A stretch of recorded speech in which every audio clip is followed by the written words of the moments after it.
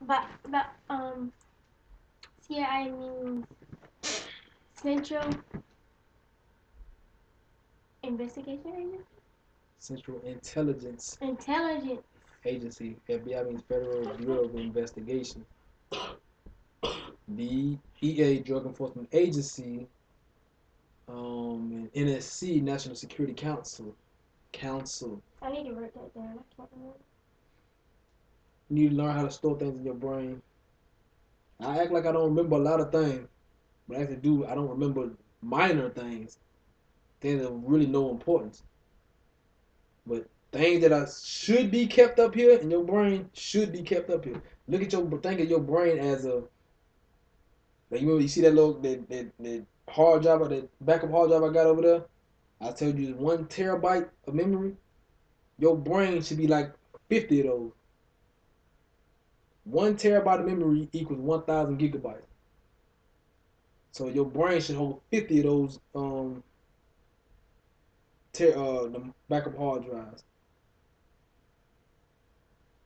So you got to start thinking along that you should always have notes and everything so you can go back to them and look over them again so you can refresh your memory. But you should always have it up here. Same thing you fucking remember about them damn stupid ass songs and how to sing them damn songs and I know the lyrics to them songs. If the song come on, you know the lyrics just like that. They got a catchy tune. Make a catchy tune in your damn head about the damn names, about information you gonna be required to know. That should be your. It's not a want. That should be an obligation to you. It should be an obligation that you know this because it's about you. It's about your you and your ancestors and your history.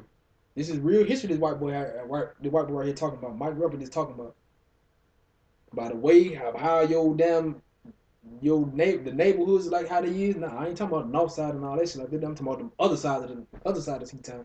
Is the way they are now because of this. What are you talking about? You have to understand and correlate and relate all of this in together and intertwine all of that to understand the full picture. Documents relevant to Watchtower.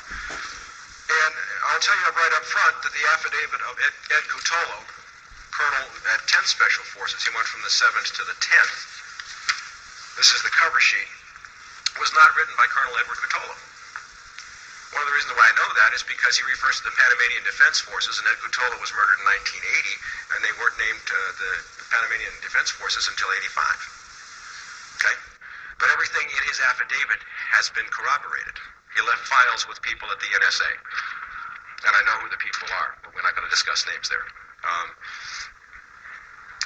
Every aspect of the Watchtower missions has been corroborated independently by other affidavits. We fast forward to 1978-79, 80. Cutolo is now commander of 10th Special Forces Group Airborne at Fort Devens, Massachusetts. We have an operation known as Orwell. Due to the massive CIA drug operations, they were afraid of leaks. Now remember, when I left LAPD, it was November 30th, 1978. Orwell was at its peak then. Army Security Agency, Special Forces personnel, military intelligence personnel were ordered to bug and wiretap courthouses, politicians, anybody who had any knowledge. We have affidavits from people who pulled mics out of courthouse walls in Massachusetts. They did John Kerry. They did Tip O'Neill. They did any politician who might expose these operations. Now we have a Sergeant Bill Tyree who was on these missions, who had been on the missions in Central America, who had been ordered to do these surveillances. And he wanted out. He got sick to his stomach. He had enough. This was not American to him. His wife had been keeping diaries. They murdered his wife, and they framed him for it. We have affidavits from people saying he wasn't even at the murder scene. We have a letter from the district attorney who prosecuted the case, who was gay, who was being blackmailed by special forces, saying, please destroy the videotape showing the murderer other than Tyree coming out of the bedroom window. Okay, there's so much proof that he's been in prison now 18 years. I talked to him yesterday. Okay, and as we move along with this case, we get more and more information about Watchtower. He was going to expose, or they was thinking that he was going to end up exposing the operation that was going on. So he blackmailed him. So they killed his wife. Yeah, that's what he said. He killed his wife. This, I will hold up for you here. This is what the Army has to say about Watchtower. You know why he's holding them up and then all that black stuff is across there? Because the Army is supposed to, they have to by law, to produce records of everything that they do. But at the same time, it's not against the law to sit there and scratch out certain sensitive and so-called confidential information in the same letters that they give out. So they can cross them out at the same time. They can send and black them out at the same time. So basically, what he's saying is everything that's what the Army uses. That's what the Army said. But at the same time, they marked out everything else. Marked out a whole lot of everything else. So they didn't want people to know. And then they say it never existed. It just wasn't there. The Central Intelligence Agency, if I can find it quickly, and I probably can't, but I have documents that he got from the Central Intelligence Agency, says there was no Watchtower mission. It's a 6-page letter in response to his Freedom of Information Act request. They go through 3.5 pages of there is no Watchtower and bada bing, bada boom. And then it says at the end, we are reviewing all of our Watchtower documents because we've had so many requests for them. And as soon as then they wrote him and said, can we have our last letter back? Believe it or not, they did. These people are not as smart as we give them credit for. They use fear as a tool. Okay? There is so much evidence about Watchtower, and I have spoken to many Special Forces people. This came out, by the way, through Bo Greitz, who I've met several times. After Paul Neary of the National Security Agency died of natural causes, it was forwarded to Bo, and Bo started to release it in the early 90s. And there is a ton. I mean, if this guy ever gets a trial, he's free. And in my speech Saturday at the rally, I'm going to be talking about Bill Tyree. I'm going to be talking about the 12 or so members of Special Forces who have shared with me the shame they carry, okay, at having been ordered to do things like this. Now I want to get to someone who's even going to make you feel worse, if that's possible.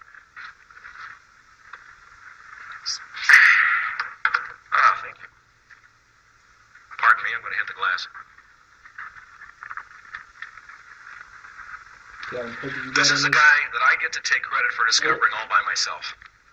Again, I have such wonderful luck. Colonel Albert Vincent Carone. In this copyrighted report that I wrote in 1994, I called him the missing link between Iran-Contra cocaine operations and organized crime.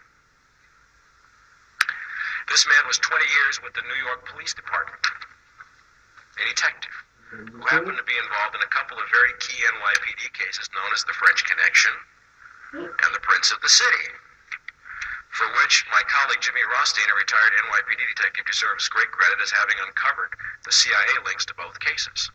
Okay. This is a picture of Colonel Albert Carone after his retirement from NYPD. He was caught sodomizing two 12-year-old boys, and they gave him a pension. He had been a bagman and a CIA operative for his whole career. He is the counterpart in NYPD for what they wanted me and others to do at LAPD. Except for, this guy died, by the way, in 1990. I've held his personal phone book in my hand. Let me backtrack again. The death certificate when he died, we call it the CIA flu. The death certificate read chemical toxicity of unknown etiology. His liver and brain self-destructed over a period of 6 months, and no doctor of about 11 doctors who treated him could figure out what was causing it. I've held his phone book in my hand, Colonel Albert Carone. And in that phone book, I found William Casey's home phone number in Locust Valley, Long Island. I found the home phone number for Paulie Castellano. Anybody know who Paulie Castellano is? He's the guy who took over the Gambino crime family. Matty the Horse Ianello. Pete LaCavoli. I remember what I told you about the Godfather movie. What he's in there saying, he's corroborating every single thing that I was sitting there telling you. It's like they said in that Godfather movie. Serve the drugs to the blacks. Let them lose their souls. Do not sell it around no children or none of that shit there. Give it to the blacks. Let them lose their souls. Basically, every single thing he's saying is making a connection, a linkage, a link like a link. Think of a link chain. You make one little link. CIA right here, mafia right here, all kinds of government agencies right here, all them international overseas allies over on this side, making this connection, making a specific connection to basically quell. You know what quell mean? Quell mean no quell. It means like to suffocate. Basically, you want to suffocate. Basically, like you want to suffocate smoke. Smoke is rising now. You want to suffocate the smoke so you can stop from rising. So basically, you want to quell the rebellion, the revolution that was going on in the 60s and the 70s. That's one angle of it. It's not the whole totality of it, but it's one main reason of it. He's basically telling you, sitting there telling you, giving you documented information.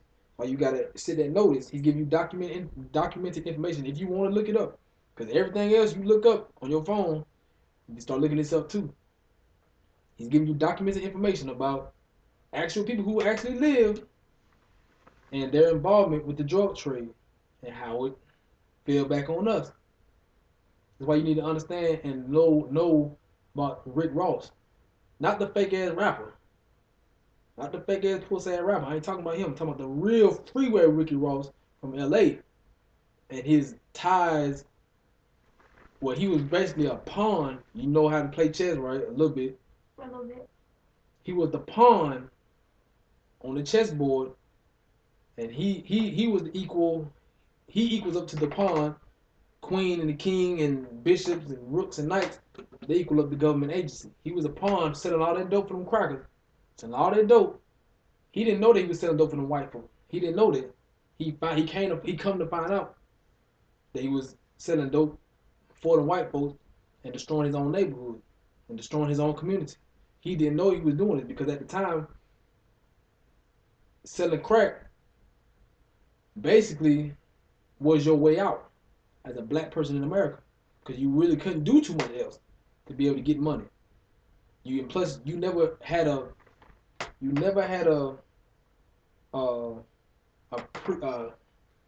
pre-existing scenario to where you could draw from and say that, or you never had a precedent or a precedent to draw from to say, well, if I do this, then this is what's gonna happen. That's why crack hit us so hard. Because when crack cocaine hit us, when crack cocaine was flooded into our neighborhoods, we started to sell it to our own people. We thought actually you had black people who said we were just selling to black people because they didn't even know how devastating the effects of it was gonna be until years later when they started seeing mothers strung out, fathers going crazy as hell, and the white folks taking advantage of that and locking everybody up, giving them hundreds of years for saying like you get caught with a gram. For every gram you get caught with, you get 5 years. So you got to understand how they use that. They used it to push it into our communities. Once we started using it, making money off of it, they started locking them up. People was making money off of it, so that's taking away another portion of your community. Then when people who were strung out on the drug, they was fucked up anyway off of the drug. So they really killed 3 birds with 1 stone. So you have to understand the effects of it, the cause and effect of it at the same time. Drugs may be, I ain't gonna say it is, I say drugs may be the worst thing that has ever happened to the black community in the world. From any black people around the world, meaning Brazil, America, Central America, any country in the continent of Africa, in the UK, in Asia, in India, anywhere. I really would say cocaine or not cocaine, but drugs, period, have been the worst thing that happened to us because it destroyed it had done thing that even slavery couldn't do, and that's breaking apart the family unit. So when you have no family unit, it's very rare to have a family unit now. But you really, I ain't gonna go that far and say that, but that's why you always see all these broken families. That started back in the 70s, and it rolled over 80s, 90s. They started having kids with this, that, and the third. Keep going in the cycle. You have to understand, or you got to understand the historical aspect, the historical context of what this dude's saying to be able to change the cycle that's going on. Should load up.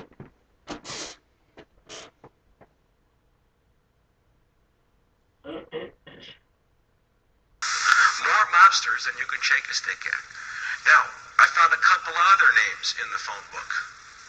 Go back to Southeast Asia. Remember when I wrote on the board up here, Paul Hellawell and Richard Stillwell, home phone numbers. Also key players in a bank called the Nugan Bank out of Australia, which was the CIA's drug bank, who had Bill Colby as its chief counsel. This is a clue. This is a clue. Okay. In the court of law, in the American, so-called American justice system, in the court of law, if you brought all that evidence, to the table, you would get a conviction on people. But since this is the government doing this, and they can get away with it because they have the power to get away with it, you have to understand that that's what we need to have. Because as of right now, we black people, we have no power. No power whatsoever. So you gotta understand too, at the same time, the ways they can do this, and the reason they can do this and get away with the shit, because they have the power. They can get away with anything they want to, everything they want to. They done did it for centuries with no accountability. So you have to understand it as well. He went on a mission to Mexico in 1985 with a guy named James Robert Strauss. I have no idea how long I've been going. Okay, James Robert Strauss, who used to brag about having taken quiet walks on the beach with Richard Nixon. I hope they weren't too close. And he came back from this mission saying, "My God, we killed 2 DEA agents. We massacred a whole bunch of innocent civilians in Chiapas." You know that there's a revolution going on in Chiapas now. And I've lost my stomach. I can't do this anymore. He had been laundering cocaine profits from the CIA through the mafia for about 25, 30 years. And he lost his stomach. You know, not after sodomizing the boys or killing people or anything, but when 2 DEA agents finally killed, something clicked, something is wrong. Do we have any other evidence?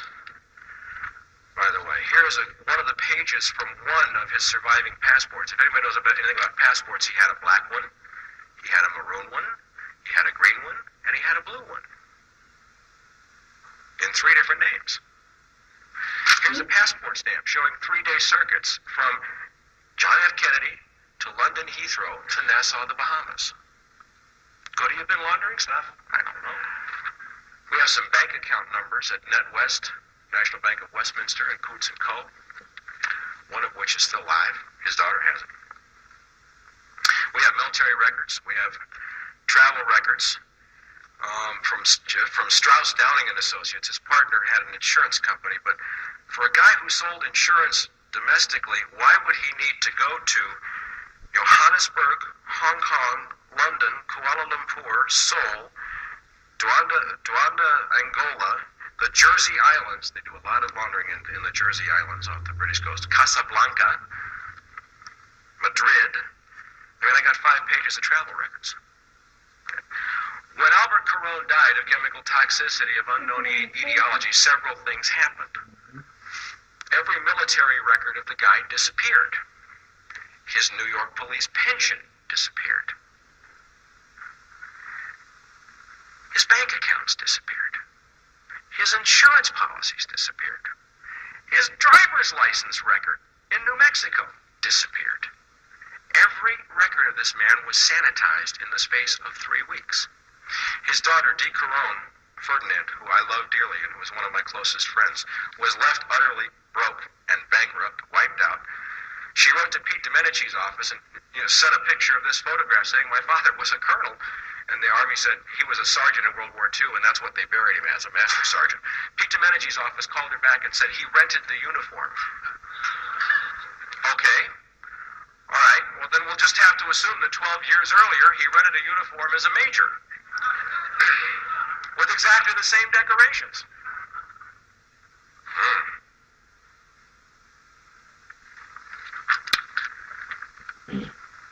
She Reason I'm sitting there telling you all this right now is because history lives in you. History lives in your conscience. The current state of what's going on right now, you really ain't gonna be able to decipher it and give it a historical context because it's the present.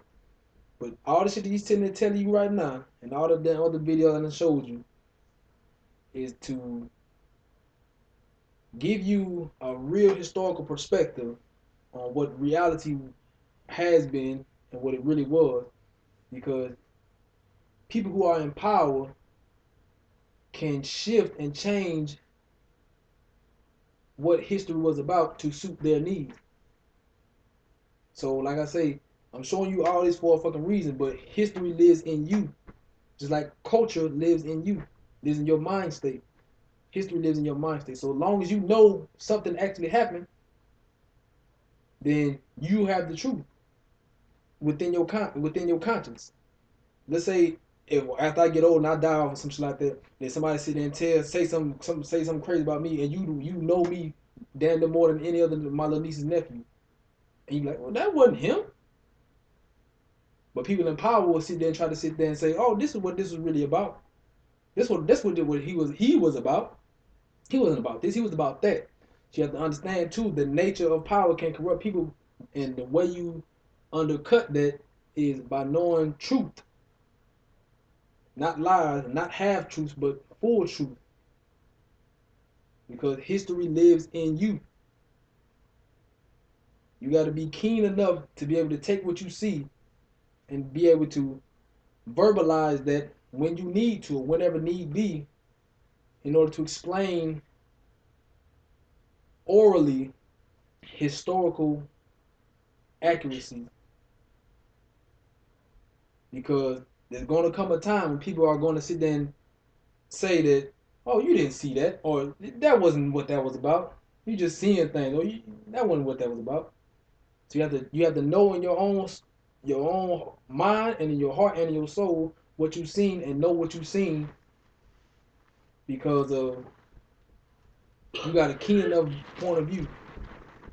You got a perspicacious point of view, so you have to understand what and how you view things and how that relates to the world. really went to bat because everything was sanitized, and she admits that her father was not a good man, but everything that he had left her was wiped out, and she lost probably $25,000, $30,000 of her own money, and she is dying to testify before Congress.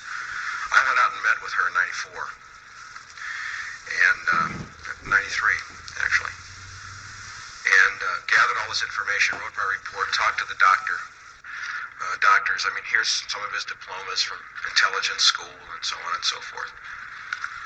And he was involved with people flying drugs in and out of Mid-Valley Airport, and Mid-Valley is a counterpart to MENA. The only reason why MENA is so popular now is two reasons: because of the size and quantity of drugs, and because it was Bill Clinton State.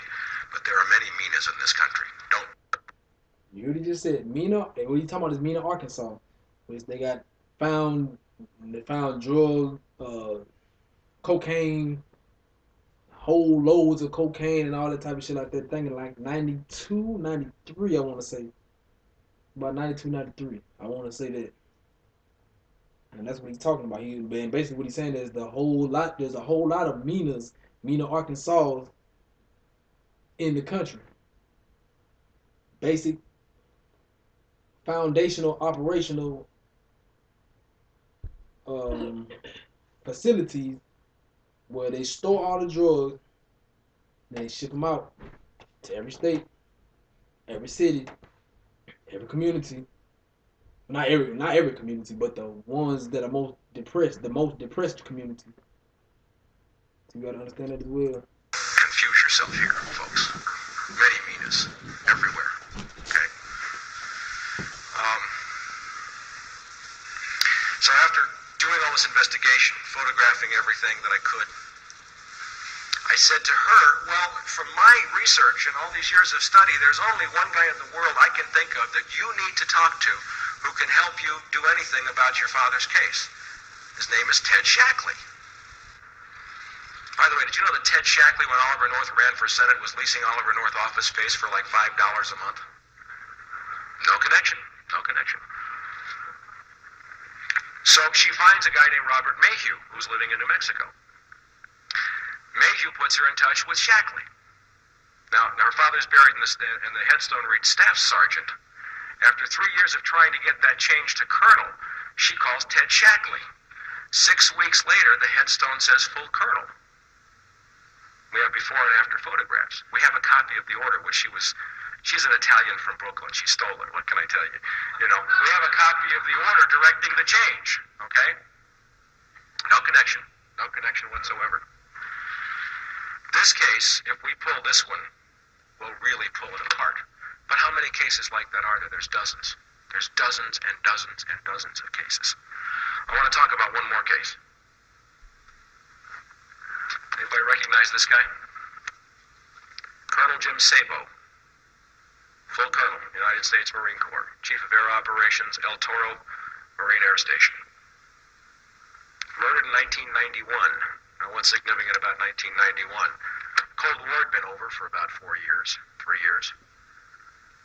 Iran-Contra was over. Why was he murdered? This guy, by the way, was about as straight arrow as you can get, devout Roman Catholic. His wife went to Mass every day. He went, every day that he could. The family man of doom, the best family man you could ever imagine. Spotless Marine Corps record. He caught C-130s flying onto El Toro with 1,000-kilo loads of cocaine. His brother is one of the main speakers at our rally on Saturday, Dr. David Sabo. Now, the Naval Investigative Service said that he committed suicide. Now, why did they say he committed suicide? Because he sent a bookcase to his son on a military flight that was flying empty from point A to point B. And they were going to ruin his career for that dishonor. It happens all the time, folks. If the space is empty anyway, who cares? And he says, you're not going to do that to me. He was going to blow the whistle. According to the Naval Investigative Service and the Marine Corps, Colonel Jim Sabo went out into his backyard with a 12-gauge shotgun, shoved it so hard into his mouth that he sheared off the uvula at the back of his throat. Now, if you're going to commit suicide, why do you... You know what the uvula is? Mm-hmm. That little gargling thing in your mouth. Mm-hmm. Put yourself through all that stuff just to commit suicide? The funny thing about the Sabo murder case is that he aspirated blood for 10 minutes after they said he blew his brains out. Now think about that for a minute, folks. If you're dead, you're not breathing. How can you aspirate blood after you've killed yourself? What does aspirate blood mean in that context? I really don't know. Basically, what he mean, what he's saying is aspirate blood after you die. Is basically what he's saying is, in layman's terms, you're still pumping blood. You can't pump blood while you're dead. You understand that too. What he's saying, aspirate, basically what he's saying is pump blood. You can't pump blood. Wait, so what if your brain dead? You still not pumping blood? There's people who have been brain dead, who've been kept alive, like they so-called vegetable people. They ain't vegetable people, but their brains dead and they whole rest of their body is somehow living, but they're kept alive through some kind of thing. But without any medical help, you are dead. You know what I'm saying? So you can't pump blood. And you pump blood through your heart. Your heart pumps blood. Mm-hmm. So as your arteries constrict and breathe in and all this, that pump blood throughout your whole body. I got another question.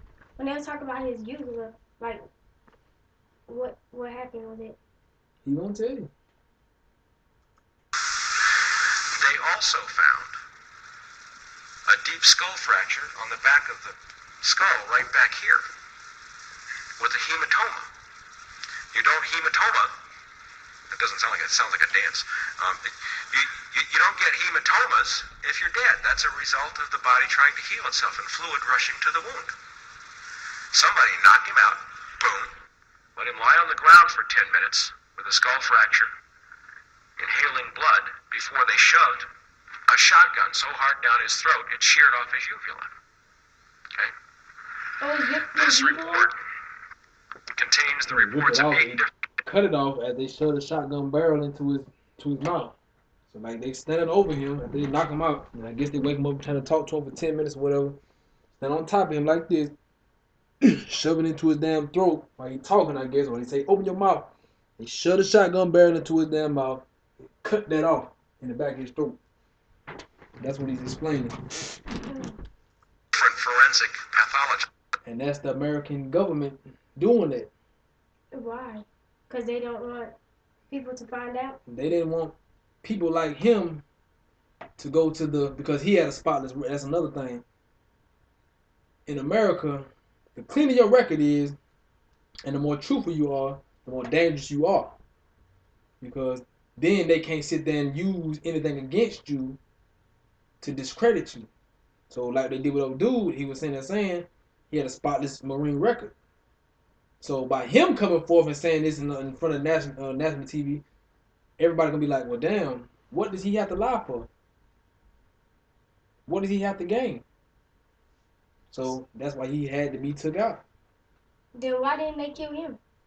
Oh, they've been trying, but he's been out there for so long. It's a thing to where they didn't succeed. He didn't. He's not. He hasn't succeeded as much as he should have, because a lot of the times the media, CNN, Headline News, Fox News, MSNBC, doesn't focus on or doesn't spotlight on things like this because it brings up bigger and larger issues that so-called have been buried. You know what I'm saying? Because when this, if they put this on the TV screen and pump this like they did the Trayvon Martin thing, then you start to come out and see like more militant people coming out, more militant black people coming out and forming, because they have more knowledge of what was going on with their own government. Well, it ain't our government, but with the government doing these type of things to us and doing things to their own people, for trying to blow the whistle and trying to tell the world like, damn, these our own government sitting there selling drugs to them damn Africa, to them black people in America, to fund wars overseas. And if you got a spotless record saying the same thing, they don't look good for the government, because no longer can you be no longer can you be a moral authority in the world by sitting there saying, oh, we're going to police the world, this and the third, while at the same time fighting your own morality in your own country. Somebody questioning your own morality. You can't really do that. People are not going to take you seriously. So that's why they don't really give these things like this spotlight. Because if you telling so much truth, you telling too much truth, either they're gonna kill you. If you have the potential to be in a spotlight, they're gonna kill you. But if another aspect of how they use power manipulation is they're not even gonna spotlight on you if you're telling too much truth. They're not even gonna give you any spotlight, so people won't even know nothing about what you're talking about. Nonsense. You gotta realize that too. Who have all said this man did not commit suicide; he was murdered. The brother, Dr. David Sabo, is a medical doctor who lives in South Dakota. He's been fighting this case nonstop since Jim was murdered, and he's winning some cases. His attorney now is Daniel Sheehan. And the thing I want you to notice about him, about this white boy, notice how he's sitting there talking about all these people who, most of them, I think all of them is white anyway. All of them is white, and how he's not speaking about any black people who have been fucked over from them drugs that his own country, his own government has been selling since, well, the thing said, since the Second World War, the so-called World War, which you shouldn't even be called it. But he's not even speaking about that. He still has enough whiteness in him to not even be able to, to acknowledge that. That's what you have to understand. Like that dude I showed you that one time, that John Henry Clark. Mm-hmm.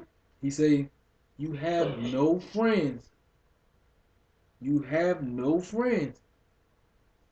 Everybody who came into this world, who came into contact with black people, immediately went to war with black people. Not physical, maybe not physical war, but went to war with cultural standards, faith, belief systems, beauty standards, every single thing. You gotta understand that is you have no friends. So find out something about yourself, about black people that you should love, and basically try to promote it more. Because even with him, even though he's telling all this damn truth, all the people that he's sitting there talking about are white people. He's so called feeling so sorry for. He's not acknowledging none of the black people that have been families have been destroyed. All the so-called all of the fucking gang war that have happened because of this. All the thousands, hundreds of thousands, tens of thousands, hundreds of thousands of black people that have been killed since the start of this influx of drugs. He's not mentioning none of them now. He really just speaking on, damn, our government is selling drugs and to the so-called American citizens. But he's not even speaking on black people in and of itself. He still has enough white morality to understand that. People have many mixed opinions about who was the head of the Christic Institute back in the 80s, but Danny's done a good job with this case. What happened with the Marine Corps and the Navy, as Dr. Sabo tried to fight this, was there were some loyal Marines who snuck out some records and some notes which said, "Get David Sabo." The Marine Corps went after his medical license, saying that he was saying that, people should do illegal things, and of course that didn't go anywhere. But they have the documented records about a strategy designed to make Dr. Sabo lose his medical license. They are trying to move ahead with trial, and he just won a major decision in the U.S. Ninth Circuit here in California, not on the CIA issue, but granting him broad discovery to subpoena the military records regarding the cocaine activities.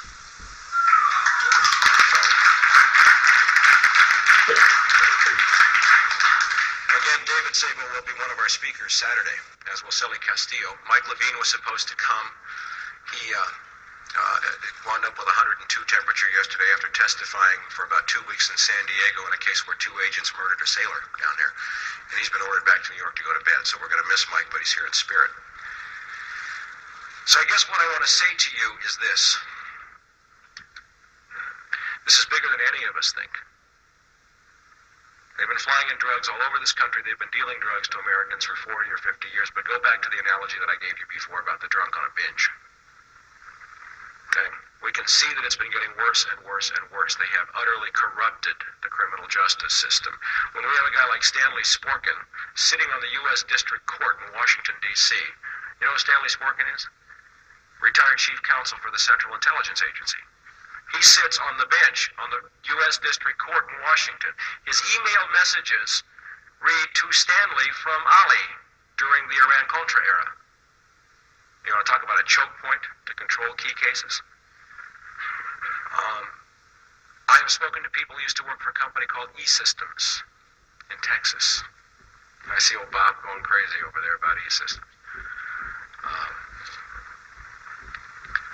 Their children, one of them had her son murdered because she discovered E-Systems. E-Systems makes all the encryption devices for the NSA and CIA.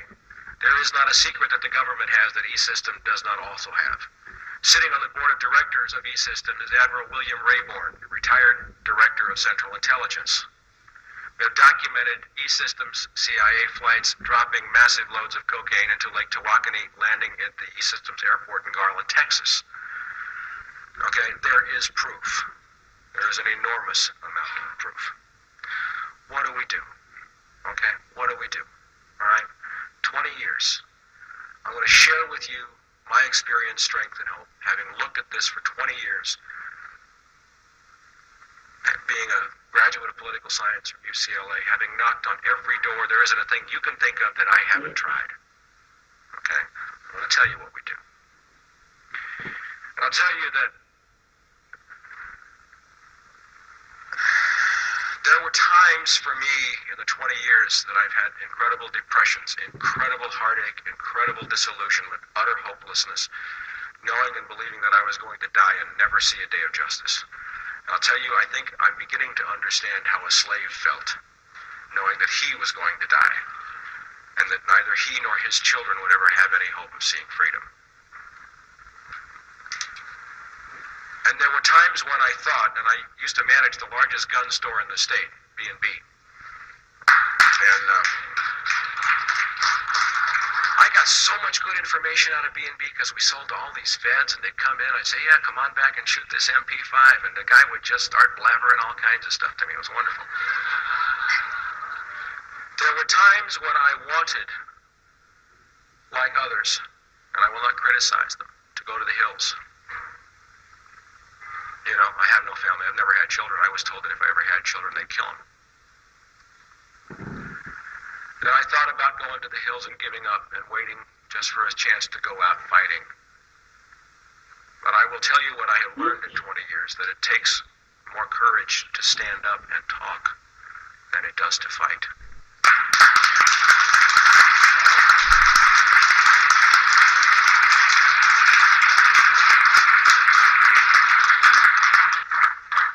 What is happening now, and in a minute or so, I'm going to turn it over to Mike Novick from the Crack the CIA Coalition. What I see happening now is a potential miracle of biblical proportions. Watch him. I happen to believe in God. I have a higher power. I could not be sober 14 years otherwise. That's his face when he said it. I do not believe that my God has ordained for me suffering. I don't believe that he has ordained an Armageddon.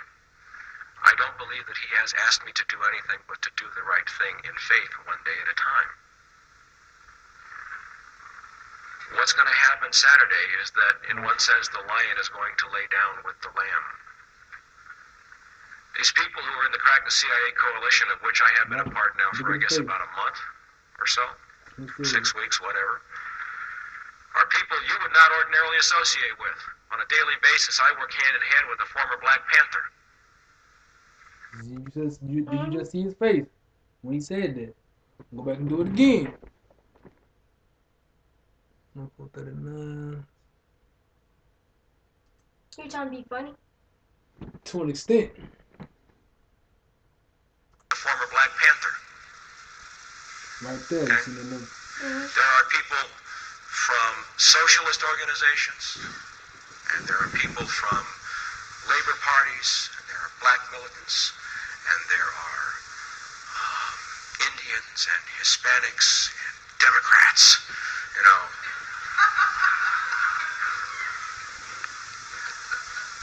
And I want you to know something. These people are standing up for you. These people plan to go to the street to say CIA is dealing drugs and it's wrong, and they plan to stand up, which is the most courageous act we can do, to go to the street and exercise First Amendment rights, and they're doing it for you and me and the stockbrokers in New York and the rich housewives in St. Louis. And they're putting aside all of their differences, saying this is not about anything but right and wrong.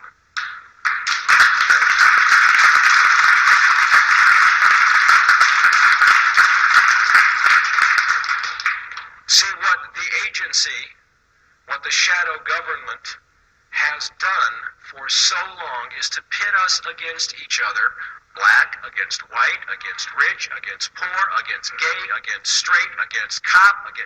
We've been turned, you know, and we react. Last night I was on the show at KIEV, and this guy calls in and goes, well, there's the communist conspiracy, and you got Tom Hayden endorsing this, and my God, and you know, they're going to start violence, and it's the communist take. And I said, wait a minute, hold it, just a minute.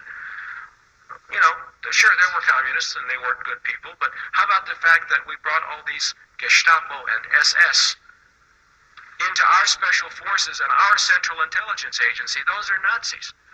I said, why don't we just do this like I'm a cop? I don't care what political party a bad guy belongs to. I just want to make the arrest. You know?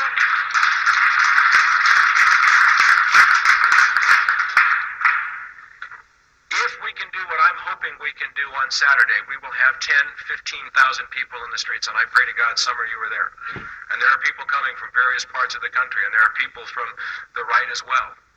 and we can have a show of Americans standing up in the street for American rights, so that when we do get justice, everybody can go back to doing their own thing. But if we do not hang together, we shall all surely hang separately.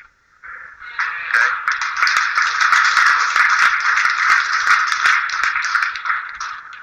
We're trying to do something which is really dangerous, and if we pull it off, we're going to scare the bad guys to death.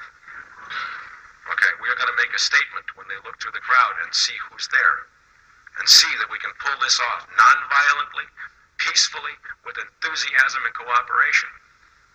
This is something that hasn't been done. It takes more courage to stand up than it does to fight. It takes more courage to talk and to say, I believe, and I am willing to say, you are wrong. Because we're afraid of the ostracism. Well, let's stand up together and see if we can't change something. I'm going to call up on Mike, and we'll let him talk for a few minutes. Then we'll take questions. All right, that's it. Now, any questions?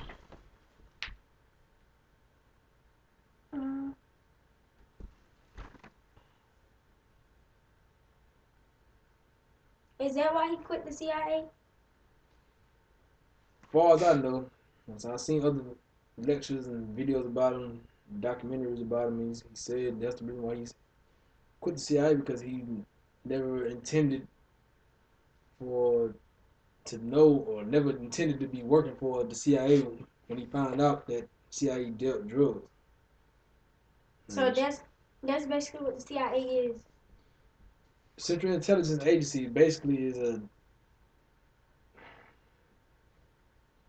I don't want to say the word shadow government like he said, but it's like that's really, beside the corporations, the CIA is the strategic international arm of this country in America, this so-called country America. And it's a strategic strategic branch of white supremacy. So you have to understand that as well. So basically, the FBI, the popos, and stuff like that, they're not good people, they're bad people?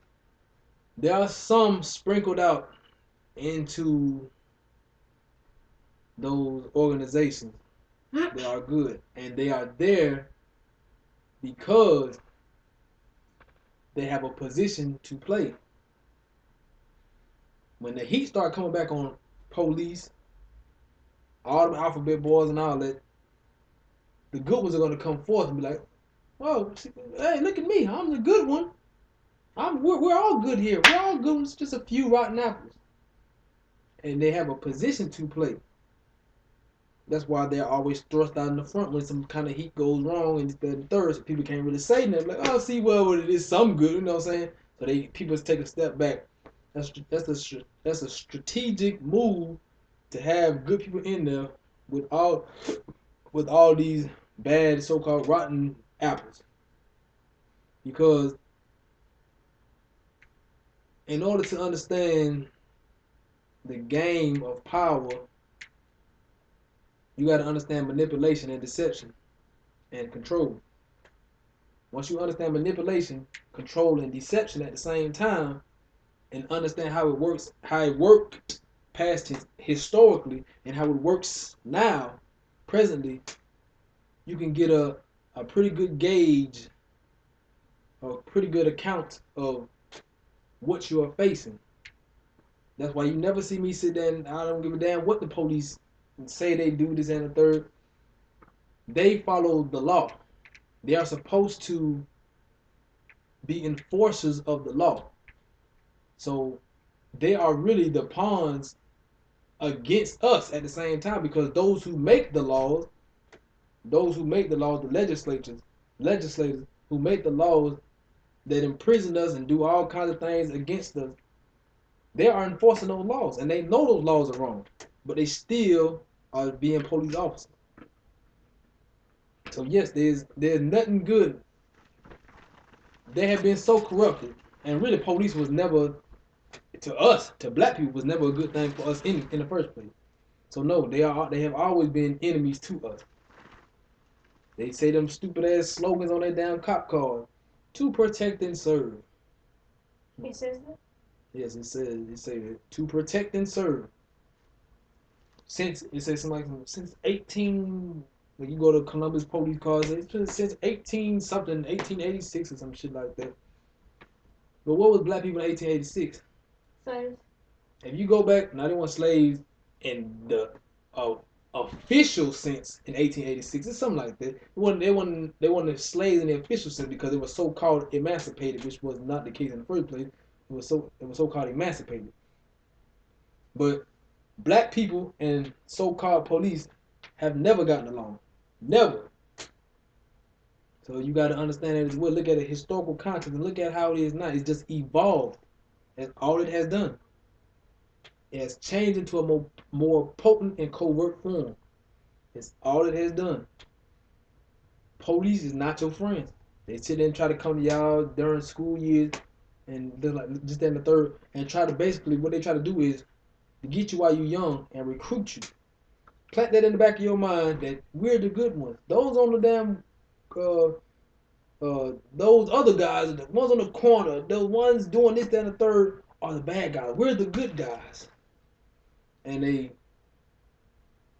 misshape your perception of what good and bad is and who is good and what is bad. When they are enforcers of corrupt law officials and they enforce those corrupt laws, they are the ones who are truly bad because they have the morality and they supposed to have the morality to be able to step away from that and not be police officers if you are enforcing unjust laws. They know that. That's why the same thing can happen with Trayvon Martin. He can get killed by some goddamn rogue punk ass cracker. He can get killed by one. Trayvon Martin get killed. The little girl up in Detroit, Ayanna Stanley Jones, the 7-year-old girl got killed by a fucking white police officer. They threw a stun grenade into the damn house through the window, hit the side of the wall, bounced back on her, exploded her, blew half her damn body off. They came in the damn house, shot the little girl who was 7 fucking years old. They can do things like that and get away with type of thing like that because they have power. They are enforcing laws that are against our progression. Everything that comes to fruition from those laws was meant to happen. America, I'm gonna say this, and I'm through. America has a population of 300, I'll say about 330 million. Officially from the census, I'll say about 330 million. China, a country of 1 billion. That's more than 3 times more than the population of America. More than 3 times more than the population of America. So I'm getting this understood now. It's a reason why it's like this. America with a population of 330 million over here. China with a population of 1 billion over here. But America has more people in prison than a population that is 3 times its size. And the majority of the people in prison are black people. That's no coincidence. It's a reason why there are so many black men in prison. So when you get older, it's going to be a small pool to wade into to find you a mate who's actually conscious, loyal, honest, trustworthy, handsome, whatever this and the third. It's going to be a hard thing to get because most of the black men is going to be in chain gang, on drugs, or Gay. super gay, because there's some real gay fucking faggot shit going on nowadays, and the young cats up nowadays, and this and the third, but it's going to be very slim pickings for you. And everything that you see now that is wrong with the black community, it was intended to be that way. Like the last poet said, last poet is a poet, there's a group of poets back in the 70s, formed in the 70s, I think now in the 60s, I believe, they started coming away, well, they became famous in the 70s. They were what's led to hip hop. They are one of the main influences to hip hop forming. They said the white man's got a God complex.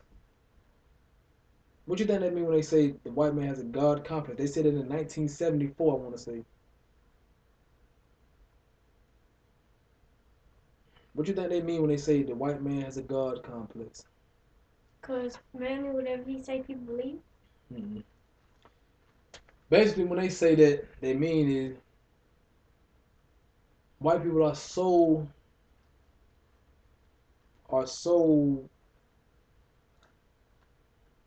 I don't want to say that word because it make it seem like something different than I want to say, but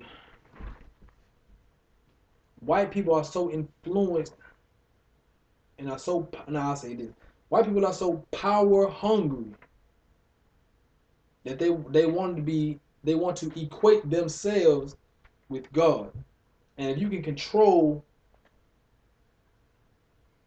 the social order and things that happen within your society to an extent, you can be seen or you can be deemed as a god, because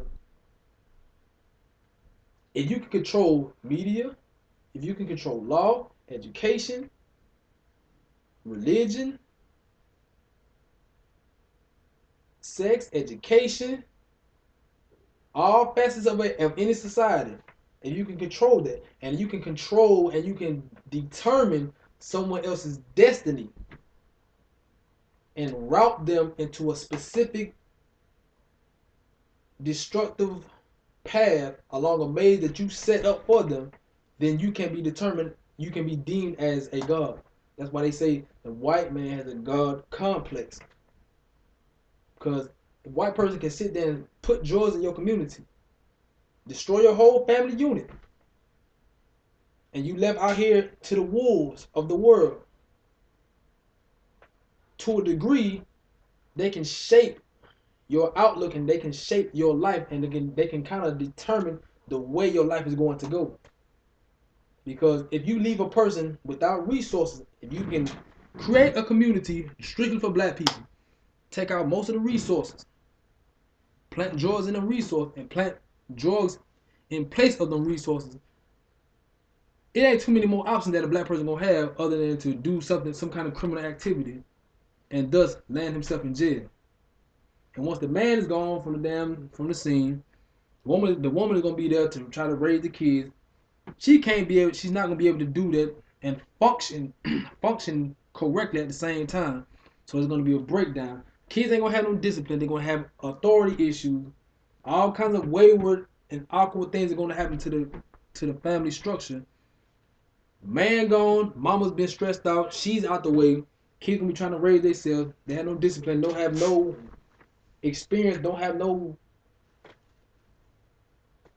holistic view of the world to understand how the world's supposed to work. So they make bad decisions. Nobody guides them in the right way. So they make bad decisions. More than likely they're gonna end up on drugs, chain gang, dead. So when you can control and structure a destructive environment, you therefore can be seen as a so-called God. That's what the last post was sitting there saying. The white man has a God complex. He was so power hungry. He wants to control everything. And when he can control certain aspects of your life to a degree, he can be deemed as a God. So that's why you got to sit there and be able to understand ways around that thinking, to not let them control your life. That's why I sit there and tell you all the time, you have to understand the nature of power. I have a question. So, like, are you trying to say that I'm gonna be either on drugs in the chain gang or dead? I'm not saying that, girl. I'm saying that white people keep statistics on this. You are a statistic because you don't live with your father. Strike one. You come from a single parent household. Sometime off and on, your mama is on welfare. Strike two. You're a black woman. Strike three off top. You gotta learn how to beat the system at its own game. If that is possible. You just can't become a victim. One thing that you have good that your mama didn't do and Nikki didn't do at your age, you ain't been having Hopefully we ain't been having no damn sex, but at least you're not pregnant. At least you beat that. Because when I was coming up, grandma used to tell me all the time. Everybody used to tell me all the time. I was a statistic, and I was gonna die before I hit 18 years old. That's why it was so important for me to live past 18 or get all of living out of the way before I reached the age of 18. Because I was always told I was gonna die before I hit 18. So you have to understand that by you just being 15 and 16 years old now and not being pregnant, you passed one, you didn't get that strike. Because white folks keep statistics on that. They're saying that if you come from this area and you don't have a father in your life, you're on welfare, you're a black woman, then statistically speaking, you're going to end up in one of these negative or one of these so-called or one of these bad situations or bad circumstances. Or you're going to, and by you coming from this environment and this situation and circumstance, you have to understand that you have a job to do. You have an obligation to not fall victim to those circumstances that they've set and schemed for you to fail under. Like I say all the time, that's why you always see me when I explain certain things to you. I'm so adamant about it. And you see me sitting there saying like, "Ah, fuck these crackers, this and the third." It's a reason why I'm so angry when I say certain things. You have to understand that as well. Because if a black person in America right now is not angry at what's going on, something is wrong with that motherfucker. Or they have just become so desensitized to what's going on that they don't have that African hospitality or that African humanity in them to really focus and notice and understand what's the nature of everything that's going on, how is it affecting us. Like the white people at our school, like they try to act black and stuff, and it irritates me, and like it just irritates me bad. You gotta understand what they're doing and how they're doing it and why they're doing it and when they're doing it. It is so convenient for white people to sit there and try to act black. It's so convenient for them because they can do that and get away with that shit. They can act black when they're around y'all and be the same motherfuckers because they can be the same motherfuckers that's gonna be lawmakers and legislators that are going to end up oppressing your children when you have children, because they're gonna end up setting up laws to oppress your own seeds when you have seeds. You sit down and you settle down to have seeds, so they can get away with that because they can traverse through different dichotomies of society, different plateaus and different planes of society. They can do that because they have that privilege because they're white. They are the top. They are at the top of the social order, and plus we allow them to be at the top of the social order because we reinforce them at every point of every waking moment in society. We reinforce them all the time. We allow them to sit there and come and act like they black. That's why when the cracker come around me trying to act black, I automatically check them off top. That's what I do. You like, always check them. You always check them. Unless you're at work or it's some kind of function where it's going to affect your economic situation. Always check them off top. Always. But you got to understand also, it can't be used against you at the same time because you're a black female. You know, and the notion that you nutting up like that in public can do more damage on your image than it ever would them, because it's a stereotype that has been locked on top of us, which wasn't, we didn't create the stereotype. They created it for us because that's what they always thought about us. They say that black women are aggressive and are naturally violent. How they say we are. They say we are violent, but you know what I'm saying? They say, they try to sit and depict y'all as in you have no home training. You act violent in public because you have no home training, because so you have to be able to understand that you can't always do that at every waking moment But you have to also have to know that how to channel that anger and use it against them. That's why I always sit and tell you, fuck rocking some goddamn Hollister and Aeros, whatever that shit is. Yeah, whatever that shit is, any cracker shit, any of that. When you can understand that when you get older, because your mama don't teach you this, don't nobody, Nikki don't, your auntie don't teach you this. To a degree, grandma try to throw little certain things in there, but she getting older now. She not really as militant as she used to be. You got to understand that you are set up to be a statistic, and you're set up to become an employee, not an employer. You want to be an employer, so you can regulate who you want to hire and when you get paid. When you who you want to hire, when you get paid, how much you get paid, all of that comes with being an employer. You don't want to be an employee having to work 6 days a week, 7 days a week, 10-hour days, 12-hour days. Like I'm gonna have to end up having to do.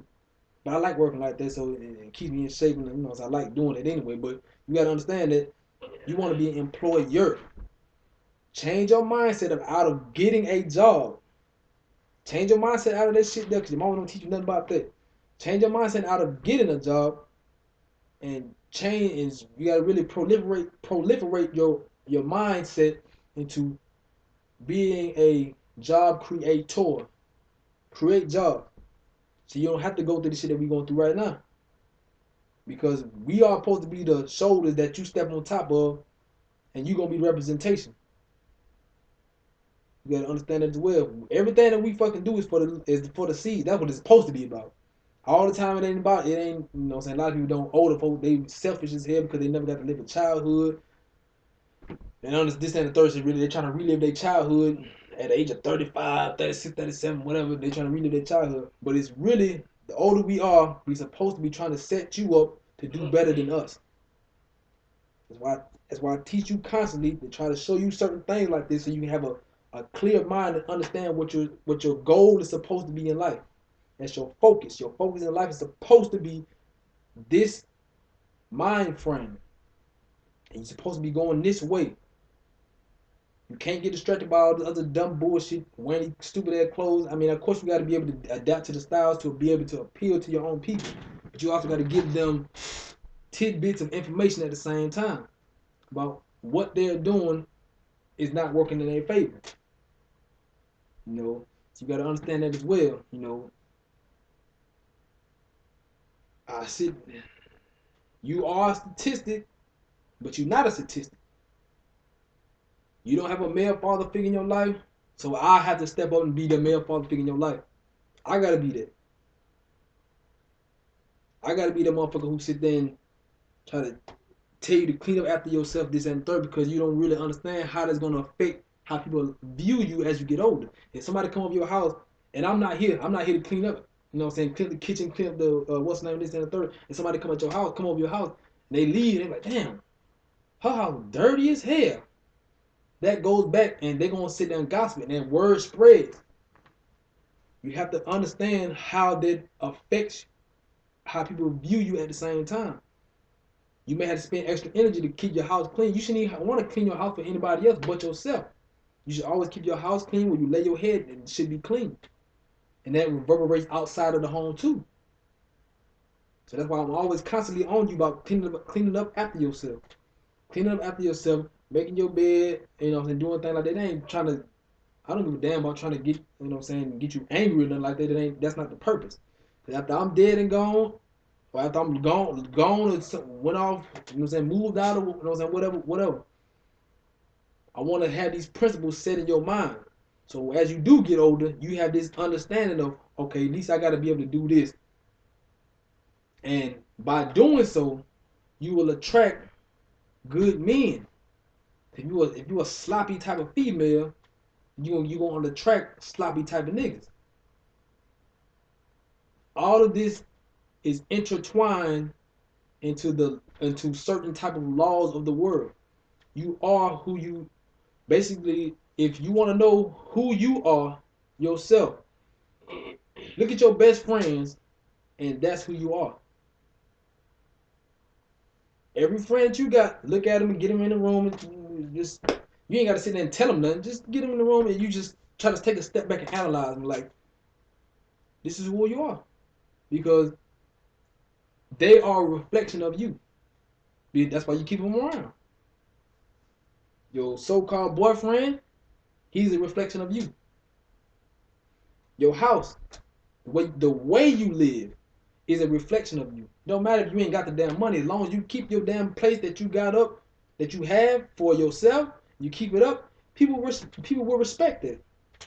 They're like, hey, that motherfucker might ain't got the damn money like that, but the motherfucker, I'll be clean as hell. I can respect that. And there's honor in that shit. There's honor in that. There's integrity in that. Because even if you don't got no money, you still gonna clean yours. Because black people living in this country and in this world for the last couple of centuries, we have been at the lowest possible level. Always.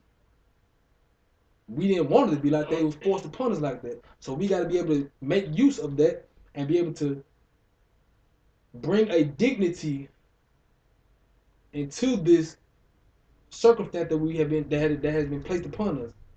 So as every time I sit there and try to tell you all the time, I try to sit there and tell you all the time to clean up after yourself, do this for yourself, do this after your anything. Read, because reading gives value to yourself. It brings value to you. Wearing clothes, a certain type of clothes, this, that, looking fresh and learning a new dance and all that bullshit, it has of no value. Yes, it's a part of your culture, it's a part of who you are, but it has no redeeming value. You go out and buy a car right now. If you say like you win the lottery right now, you win the lottery for $2 million, and you go out and buy a car, buy a $200,000 car. Say like you got $1 million. Say like you got $1 million. You go out and buy a $200,000 car. Then you got $800,000 left. You go out and buy a fucking all kind of clothes and accessories and third, and it equals up to $500,000. So now you got what, $300,000 left. Then you start giving people money away, this, that, and third, and just buying things that have that when you pay or when you spend your money, none of that money is end up coming back. Clothes, they are going to demean in value. They're going to go down the more you use them. Every time you put a clothes in a washing machine, the value of it go down. Every time you use a car, start your car up, drive across town, drive anywhere, the value of it goes down. Everything that you use, the value of it goes down. Now, what are some things that has returning value? Books. Books have returning value because within those pages, within them pages, you flipping through the pages and everything, there's knowledge in them pages to have you thinking along certain lines, depending on what you want to learn, can make you end up making you more money. Land is money. Land is wealth, actually. Land is wealth. Books are wealth. You can, just like the most richest people in the fucking world, the pussy ass cracker Bill Gates, fucking Oprah, she ain't really nowhere near the richest, but I'm just throwing out the names you probably know. Most of them rich people don't even wear them fancy ass clothes. They wear regular ass clothes. They don't have to show off and say how much money that they have. They don't have to do that. Only poor motherfuckers actually got to sit there and advertise. Oh yeah, I got this polo on. Oh, I got these goddamn such and such. Oh yeah, I got these $200 LeBron James or $200 Jordans on. They're the only ones that do that because they have to compensate for what they really don't have. So you got to understand the mind state. People be laughing at black folk when they be seeing it wearing all these crazy ass. Boy, I got a new polo shirt for goddamn $150. Yeah, you know how much I spent on that damn shirt? While motherfuckers sit there and brag about how low of a cost they get. Like, say if they want to go buy a shirt, they were like, yeah, I got this shirt on sale. Black folks do the exact opposite. Oh, I got this shirt for goddamn $200 goddamn dollars. You got to think about the mindset and the intelligence of any person who sit there and says that type of thing and they try to make it a positive and be like, oh, I spent all this goddamn money. You know, I blew like this stupid ass, fuck ass, fake ass, police ass, rapping ass nigga, fake Rick Ross. He tried to sit there. He made a song called "Blowing Money Fast." Why would you even brag about blowing money? It don't make no sense. You're supposed to be saving money. You know, you got to understand how your mindset has to be in this world in order to bring about a new future. And with you being a young black woman, you are the first knowledge giver to any child. So you got to understand that as well. Because with you knowing this, with everything I be telling you, with you knowing this, you can expand that knowledge. You can expand and expound upon that knowledge and reach a generation because you the woman. You got a responsibility. I ain't trying to sit there and throw all these damn responsibilities on your shoulders because this and the third, trying to shift it off mine. But I'm finna get ready to leave. Like I've been saying, I'm finna get ready to leave. So you got to be the one to have this knowledge that I'm trying to give to you, and it got to live within your mind, so you can make better guided decisions. You know what I'm saying? Other than that, you got any question?